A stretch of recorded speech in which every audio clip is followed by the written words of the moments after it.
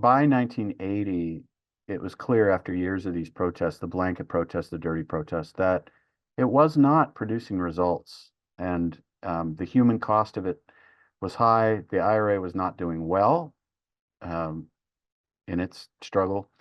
And that led to the hunger strikes, which started in 1980 and led to the deaths of 10 men. That stat at one stage, I think during those protests, I'm trying to find the stat, but at one stage during those protests, there was actually more men, there was more IRA men inside than there was outside, and there was more than had been interned in these in the internment at the beginning too. Yeah, to your That's right. And John, as you say, this was a reflection of what the Mays prison became in terms of its significance to the Troubles.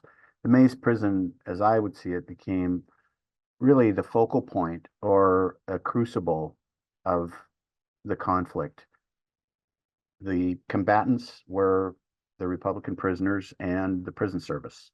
And the international media started paying attention to it. But the worldwide media paid attention to Bobby Sands. And for many people, including me, it was the first time they'd ever really learned anything about Northern Ireland and the Troubles. Interesting. That's interesting.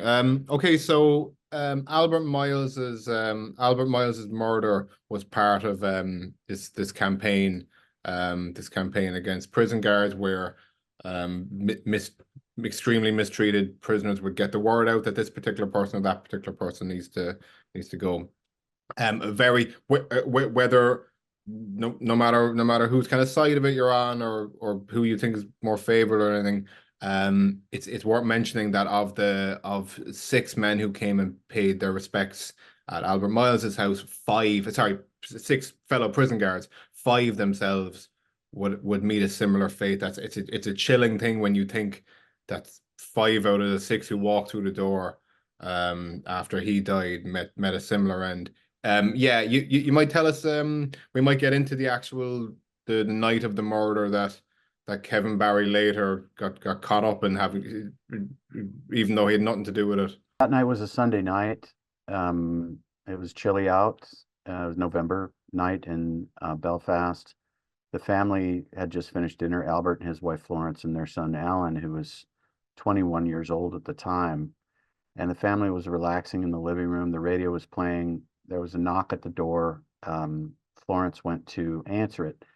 And like a lot of homes in this area at the time, there was an internal vestibule door, or what might be called a porch door, then a vestibule or a porch, and then the outer door, the front door. So Florence passed through that vestibule door so as to go and open the front door. She asked who it was. The answer was, "Oh, it's Butler from across the road." She cracked the door, and then whoever was on the outside forced his way in and pushed her to the side of the vestibule. She screamed. Alan heard her, and Albert heard her. So Albert came sort of rushing toward the front door in response to that. And the trailing man of this 2-man team fired several shots. The first one went wide and high, I would suppose because he was taking pains not to hit his accomplice.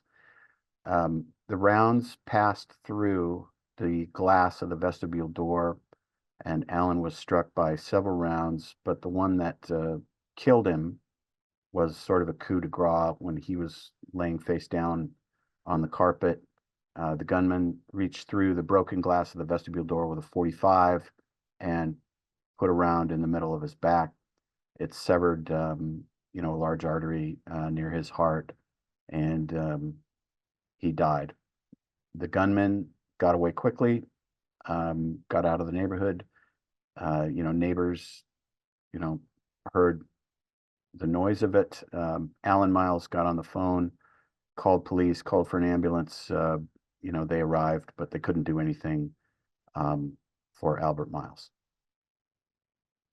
Actually, Gunmen were not wearing masks or hoods, and Alan Miles saw them. He saw their faces.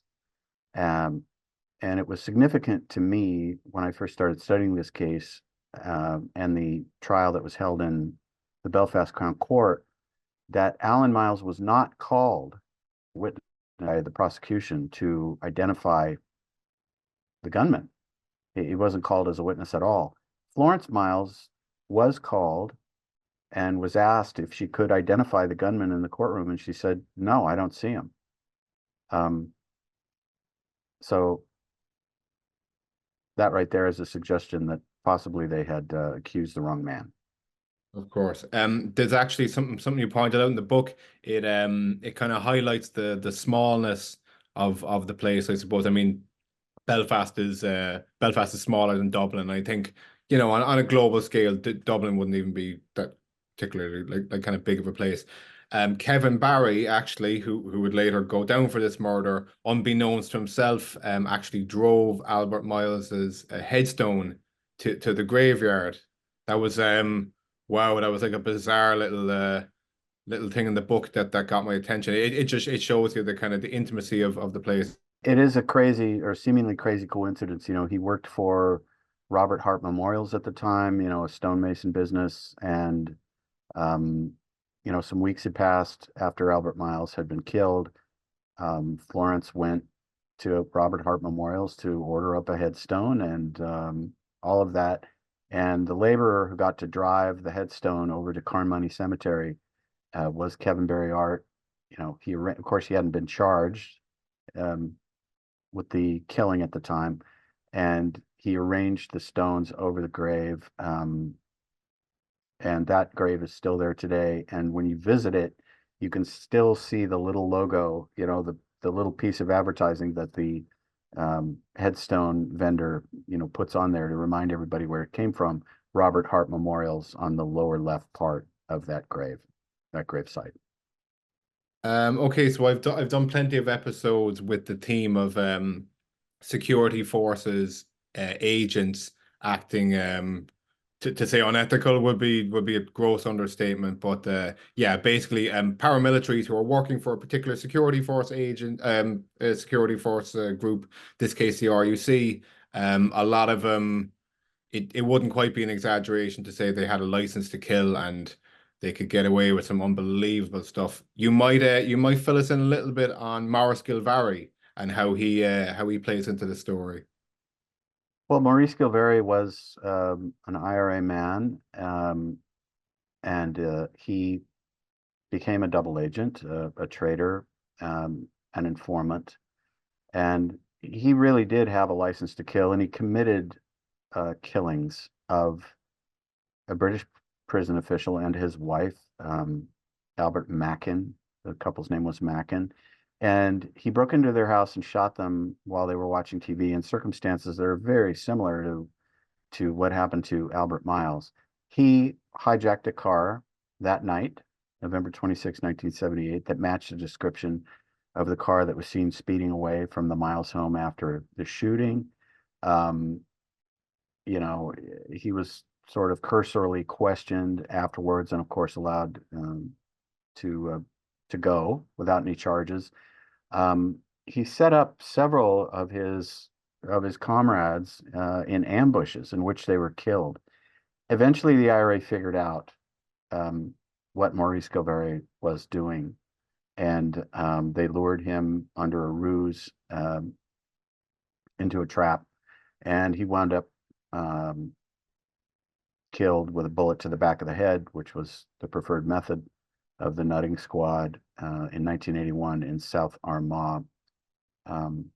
So Maurice Gilvary figures, pretty heavily in the story, and I feel strongly that he did kill Albert Miles. And Alan Miles, who I'm friends with today and who lives in England today, read this book, and I was a little bit on pins and needles, wondering how he would like it, if he would like it, if he wouldn't like it, whatever.